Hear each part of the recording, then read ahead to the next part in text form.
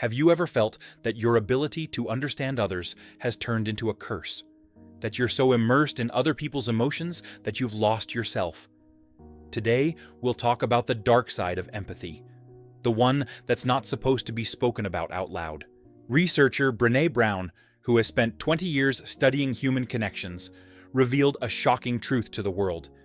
Empathy can be toxic.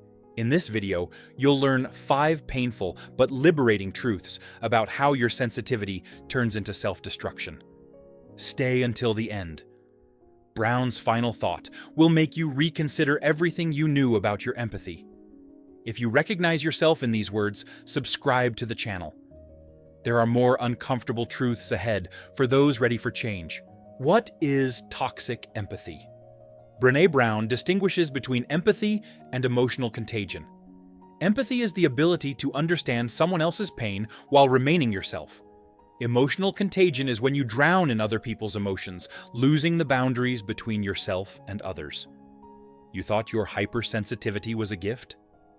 Brown warns, if you can't distinguish your emotions from others, you're not helping. You're causing harm to both yourself and others.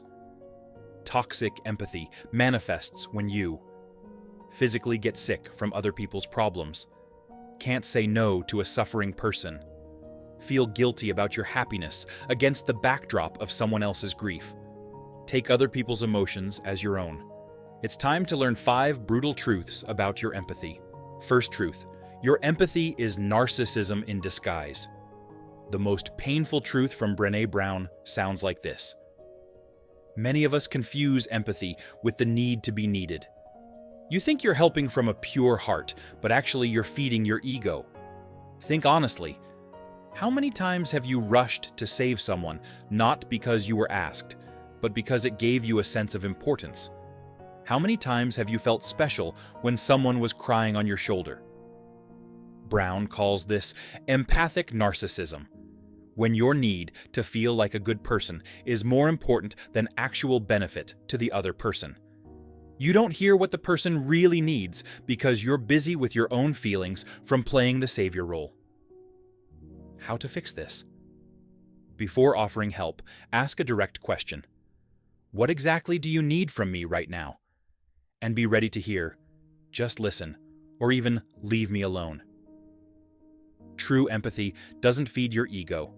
It serves the other person.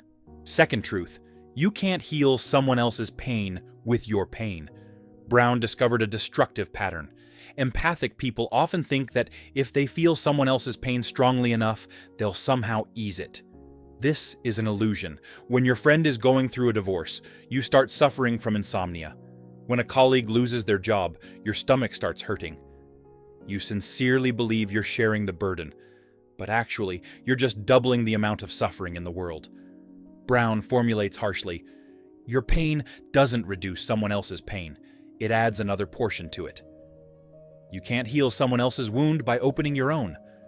Moreover, when you immerse yourself in other people's emotions, you deprive the person of the opportunity to cope independently. You subconsciously broadcast, you're too weak to bear this, so I'll suffer instead of you. Alternative, learn to be present without absorption. Brown suggests the phrase, I'm sorry you're going through this. I'm here if you need me. Period. Without adding your own drama. Third truth, empathy without boundaries destroys relationships. The paradox of toxic empathy is that it destroys exactly what it's meant to protect, closeness. Brown warns, relationships without boundaries aren't intimacy, they're chaos. You think that having no boundaries shows your love? Actually, this creates unhealthy dynamics. People start treating you like an emotional dumping ground because they know you'll endure everything, understand everything, forgive everything. But the worst thing happens inside you. You start accumulating resentment toward those you save. You think, I do so much for them, and they don't even appreciate it. But the truth is that you never asked anyone to appreciate you. You just gave what no one asked for. Brown discovered a painful truth. People don't respect those who don't respect themselves. When you have no boundaries, people instinctively sense that you can be used. Solution. Start with one simple phrase. I understand that it's hard for you, but I can't discuss this right now. At first it will be scary, but then you'll feel relief. Fourth truth, your empathy is often based on projection. Brown discovered a shocking pattern. We often feel in others what we're afraid to feel ourselves. Your hypersensitivity to other people's pain may be a way to avoid your own. Think, which emotions of other people trigger the strongest reaction in you? Loneliness, shame, fear of failure? Brown poses a painful but honest question.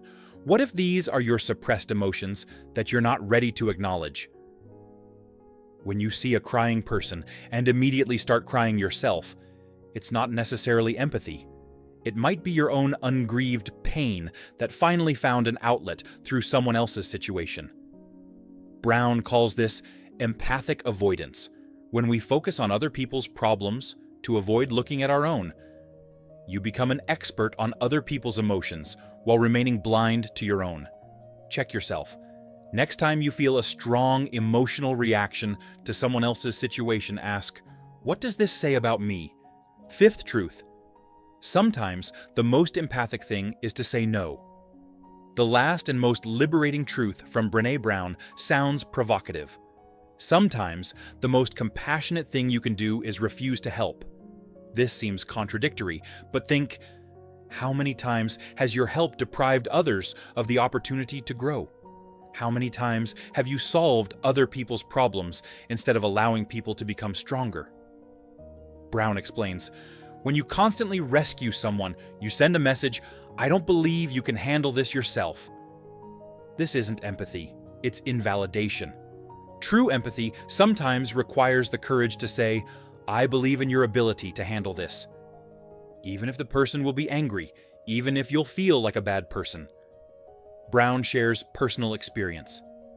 When I stopped solving my children's problems, they became more confident and strong. My no was a gift to their growth. Practice. Choose one situation where you constantly help someone. Try saying, I know you'll find a solution. And step aside. How to find balance, healthy empathy. Brown doesn't call for abandoning empathy. She teaches how to make it healthy. Here are 3 principles. 1. Boundaries are not walls, but bridges. When you have clear boundaries, you can be genuinely close without losing yourself. 2.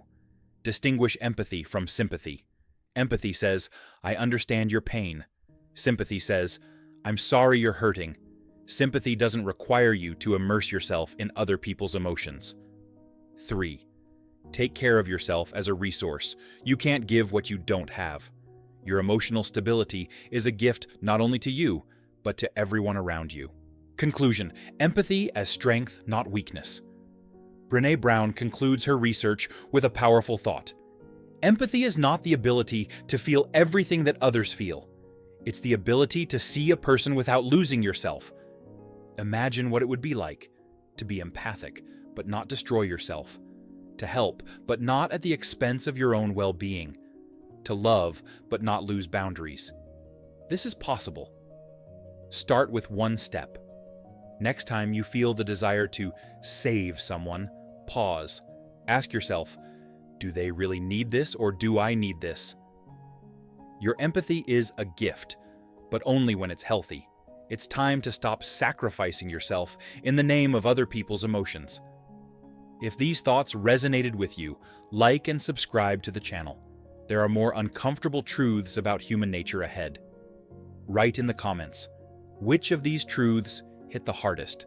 Share your experience. Perhaps your story will help others. See you in the next video, where we'll break down how to stop being a victim of your own kindness.